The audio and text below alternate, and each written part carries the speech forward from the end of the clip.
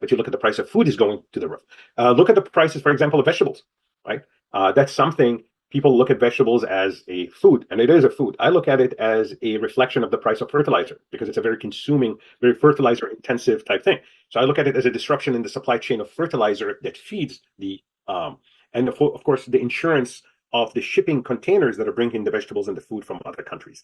So there's a lot to look at. And right now, we're going to have so much, in my personal opinion, so much volatility and unpredictability that I can tell you whatever principles we've learned about supply and demand, PE ratios, the principles that are the guiding principles for economics. And now I am of the Austrian School of Economics, having lived in Vienna for so long, that I think we're going to see some major disruptions, unpredictable disruptions in the supply chains and the pricing. So whatever people, in my humble opinion, what I do is whatever I think I need, my family needs, I take advantage of whatever the opportunities in terms of deflation, and I stock up. Remember a few weeks ago we talked about solar panels, right? And at that time, the price of solar panels was dropping precipitously, and I think it's going to drop even more. I was stocking up. So whatever, you have to keep an open mind at this point and try not to apply a one size fits all. Is my advice to anybody that's because those prices are not going to stay that way forever. Absolutely, absolutely. And in fact, it's almost the reversal. Like it's like a pole flip. Like it will, as fast as those prices are, as much as those prices might be deflationary now, those things will be in incredibly short supply in the future because of that bullwhip effect in the markets. Yep. Now I'd like for you to tell us a bit about your bunker, because you're now living in North America. You talked about how you're not too far from Toronto, and you had a bunker in Europe. You still have it. Maybe you could tell us a bit about how that bunker is different from other types of bunkers.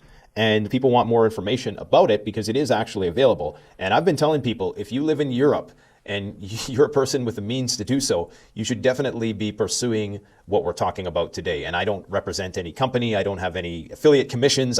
Me and Ron are buddies at Atlas Survival, but I don't get any commissions. I don't want any. Whatever I do on the channel with bunker builders is strictly just because I want to get people informed about this stuff. But maybe you could tell us a bit about how your bunker differs and just a bit about your experiences with, personally having one and some considerations. Well, I appreciate that, Nate. It was quite a journey. I mean, in 2005, 2006, when I was living in Switzerland, I mean, I definitely, the idea of bunkers and whatnot was not really on my mind. But like I said, after the financial crisis of 2008, I set a goal that I definitely need something that will offer protection in case of financial crisis or social upheaval. And it took us, I think, about a couple of years of search around to be able to finally find this property in Austria. I was fortunate enough; it was being auctioned by the government because at the end of the Cold War, these properties have gone into disrepair, and they were costing the European government a significant amount of money. So they started putting them in auction for the public. It's open for the public. There is a very strict criteria on you owning it, and it took us about a year and a half of going through red tape just to be able to acquire it. But we were fortunate because it had everything that we were looking for. And I give this advice to people who are looking for similar properties in the future that they could learn from my experience. We wanted a place that was basically private, off of the beating path. So if you have your privacy, concealment, and it offered some land so you could have some sustainability in terms of agriculture, in terms of building, and of course, high degree of protection because, we're more or less pacifists. So conflict is not what we wanted. We wanted in case of a global problem that basically you just go into your bunker, lock your doors, and you're fine.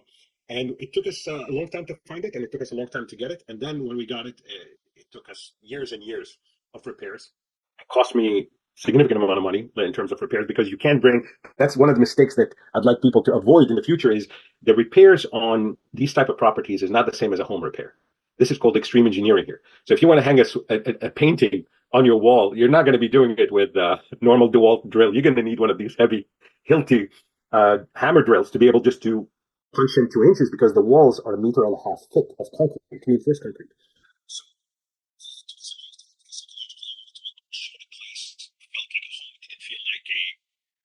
because for psychological reasons, we thought if I'm going to be sitting there for a long time, I want to be able to be relaxed. And that's something I'd like to share with people, the experience in terms of living in a bunker. I stayed a few nights. I didn't live in the bunker, let's put it this way. But it's very quiet, very serene, just no noise, no electronic pollution. We painted the ceilings to match a sky so that basically you're able to feel like you're outdoors and the ceilings are high. And we paid attention to all these little details that make it feel like a home. It's warm. it's cozy, it's comfortable, and everything is redundant. I mean, the heating system is 4 times redundant. The electric system is 2, 3 times redundant. The water system is 2, 3 times redundant. Like Ron used to say, two is one and one is none. So we took it a step further. Three is two, two is one, and one is none. So we had all the redundancies that you could think of, and it gave us really, a peace of mind in terms of knowing that in case of emergency, you have a place to go to. And we stocked it up, that it could have everything for 2 years that you possibly need as far as food, medicine, tools, equipment, even movies. We made sure that the psychological and mental wellness aspect was very, very well paid attention to, from the color selections to the lighting selections to a lot of little things that basically make you feel that you're not really in a bunker. It's not what you see in the movies. This feels more like a home. And I had a great time there. The property comes with 6.5 acres of fenced land around it. It has a little cabin on top. So we used to have barbecues there. We used to have friends over for parties, and nobody even knew that there was a bunker there because it was so well camouflaged. You could pass right by the door and not know. But the big difference with military bunkers, this is one of the things that was really fascinating for us, is the little attention to details that the designers have. For example, to put a water well right in the center of the heart of the bunker, so that you have your own water source. That's extremely, extremely important. And the filtration system. Is that like a well? A real well. Yes, this is a real well. And they dug it. I mean, this work was done by the Army, not by us. We just And the well is still operational? it's I haven't been there in 2 to 3 years. I have a property manager that takes care of it, but I would assume it is. But if it's not, usually Dig a you little lower. just dig lower a little bit. And so that water well was extremely important. Also, the fact that the whole place is EMP proof, and it has EMP power generation. It has zero oxygen rooms for storing non-parent. I mean, so if you want to store food, whatever, this is the place they used to store ammo. So it made sure that there was no ventilation that goes there, which is perfect for storing food so it doesn't spoil. But there are a lot of attention to details. Like, for example, they had a lot of security features that were built in there with redundancy. So to go in, you have to go through 5 different access doors, for example. Everything is 90 degrees to deflect any pressure from any. I mean, of course, that's part of their design. And the radiation, in terms of radiation, this offers the highest protection from radiation because you have about 2 meters of concrete. That's the roof, and the walls are about 1.5 meters, and then you have the dirt and the soil. And by the way, I mean, that little experience, when I hear people saying, well, you could smoke somebody out or you could flood it, I can tell you that is just as far from reality as possible. Because, for example, you have about 3 or 4 different escape routes from the tunnel that was designed by the Army from emergency exits. Even if somebody knew where that emergency exit, and even if they dropped at the time of war a satchel or a charge there, it was designed that it will have zero effect almost. Why? Because they put very cleverly a well below the threshold of entry. So if you drop it, it's not going to go right at the same level as the bunker. It's going to drop like a meter below, and it has a 90-degree angle to deflect the explosion to the outside of the bunker. So what you see in the movies and what you see in Hollywood is so far from reality in terms of flooding a place. That's almost also impossible because it has perfect plumbing, and the plumbing was designed actually for 22 soldiers, I think, to stay there for a long time. So you can imagine. How big this place is, yeah. Yeah, What was the square footage of that place? Or it is the well, square? yeah, the place is about 2,700, 2,800 square feet. I think it's a little bit more than that, which is about 280 square meters. It's sitting on 2 levels, And and tell it us a bit about like right when you go into the bunker, there's that, it looks like this concentric squares. Is that like some kind of gun mount well, position or well, fortification? What is that? Well, I mean, when I did the repair, there are a lot of things we were not allowed to touch in terms of modification or changing. You could just improve. That area was designed as that's the guard room that protecting the entry tunnel, and the entry tunnel is quite long. So the idea was you have these multiple doors, and these doors were steel pipes, right? So basically, the guard could see who's coming from a distance, but at the same time, their access is blocked, and that's where he would fire. That would be his firing position. And one interesting design feature is these concentric type of circles. They're actually made of wood, and behind them steel. And I asked at the time the engineer. I said, "Why would you use wood?" He goes, "So it wouldn't deflect." I'm like, okay, okay. So that there will be no ricochet if somebody's firing. That there will be no ricochet at to anybody. I mean, little features like that were just like mind-boggling. So the access was so secured that I can imagine if these guys just locked the door. Um, I mean, for let's say for civilians like us, I mean, I don't see a way in heck anybody getting in, to be honest with you. And that gave us sort of a peace of mind because you could go in, lock the door, and just relax. When you And said When you said about strict criteria owning it, could you maybe expand a bit on what that was, and Yeah. if somebody is like interested in purchasing it, like what would they have to be concerned Well, with? let me separate two things. When I was purchasing the property, I was purchasing it from these were government auctions, so they're open for everybody, and they have set a criteria, very strict criteria for the applicants.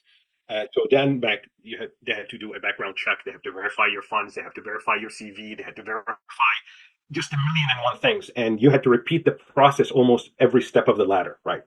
But now that it's in private hands, selling it is completely a different story. But the transition from a government asset to a private asset, that's extremely complicated, highly regulated, and red tape. So that took us a year and a half to 2 years to go through, and there were tons of other people that were going through the process, and it was quite painful and expensive. But thank God everything worked out. But now, in terms of selling it, actually selling it is much easier because it's owned by a holding company. So it's basically pretty much anybody that's legally allowed to own shares to own a company could own it. And this is a specific, what they call specific purpose vehicle company. So it was built specifically just to hold this asset, and all people have to do is just basically, and in Europe and especially Austria, they have what they call the notar system, meaning you don't really have somebody representing you; they represent the government. So the buyer and the seller go to the notar, and the notar basically holds everything from both sides, and they handle the whole transaction. Similar to like California escrow system, but not quite the same because the notar doesn't really represent anybody; he represents more or less, I think, the government. So the buyer and the seller go there, and they just give them the information, and they make sure that the process is followed from A to Z.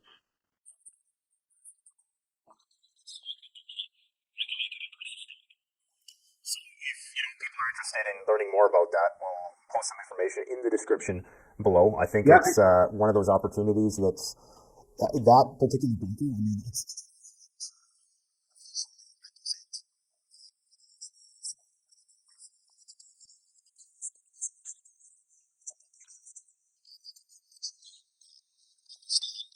its capabilities and the layout of the place because it's just it's hard to show on camera, and when people see it, it will seem small. It will seem a lot bigger, depending yeah. on what lenses we use. So that's always a challenge, right? Yeah, well, I mean, listen, I mean, to be honest with you, I mean, one of the reasons I was reluctant to do anything elaborate is because I wanted to make sure, like, I really didn't want to sell the property at all. I mean, it's just there's like a part of me because I did most of the work myself, and it was a learning experience, and I have a lot of wonderful memories there. But my mother is Canadian, and after the pandemic, we took a decision as a family that we just want to be together in case of an emergency, and we pretty much share the same type of view about the world. So it was much easier for me to move to Canada, where my mom is, and my family, than it is for me to move everybody from Canada to Austria, so to speak. And that's the only reason, really, I even contemplated selling it. But because it does feel very personal, and it's just part of you is in there, because it was never meant to be put for sale, so to speak. And one of the reasons I was hesitant about, like putting it in terms of out there is because the address, you don't want to reveal the address to anybody. You want to Sure. make sure that Yeah. even the people that would go and see it, they have to sign confidentiality agreement that they cannot reveal the location because you want whomever get this to have the same advantages we had, which is that you have total privacy. It's totally camouflaged from the outside. Nobody knows its exact locations, even if they saw the photo, but you don't know where it's really at. And it offers people that peace of mind. And we used it, like I said, for weekends, holidays, barbecues, and whatnot, because people would be out. And I used to always get a kick how people would pass like 5, 6 feet away from the main entrance, and nobody would even know that they're passing next to it. But and it's a unique experience. I mean, it's something that's very personal, and it meant a lot to me, so to speak, because it's a way of life. And like you, I mean, I believe in prepping as a lifestyle, and not in any bad way, but it's just the reality of life. Storms come, and you have to make sure that you're ready. And right now, the conflict in Europe is just not showing any signs of slowing down. It's not showing any signs of abating, and it's only going to get worse. And there are really only two countries that are neutral in Austria and Europe, and that's Austria and Switzerland. And those are really the two choices. We're fortunate here in North America because we have the Pacific and the Atlantic, and Canada is such a beautiful and large country that basically if you're really far away from the main city, so to speak, you should be in pretty good shape so long as you have taken care of everything that you need.